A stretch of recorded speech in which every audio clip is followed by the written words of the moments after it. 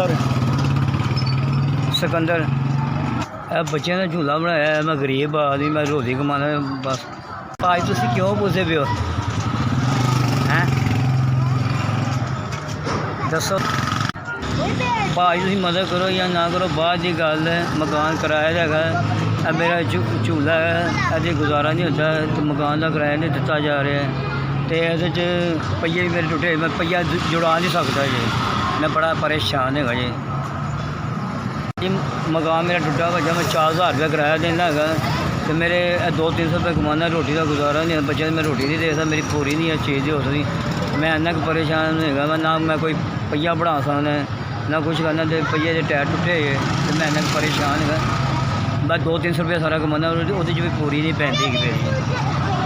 मतलब रंग करवा दे तो मेरे चारे पहिए खराब है, चारे पहिए पवा दे, मेरे को धक्या नहीं जाता रेडी। मैं बड़ा मजबूर है। कोई अल्लाह का प्यारा बंदा रंग करवा दे, कोई चारे पहिए मेरे सही करवा दे।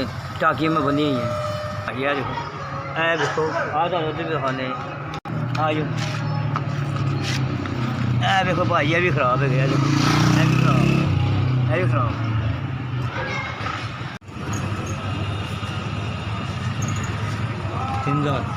3000 बड़ा मैं तुहाडा शुक्रगुजार जिन्हें भी भेजा। अल्लाह ताला जिंदगी देवे, अल्लाह ताला खुश रखे।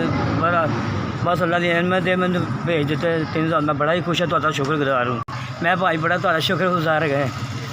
मैं बड़ी मैंने खुशी हुई है, अल्लाह उन्हें जिंदगी देवे जिन्हें भी भेजे।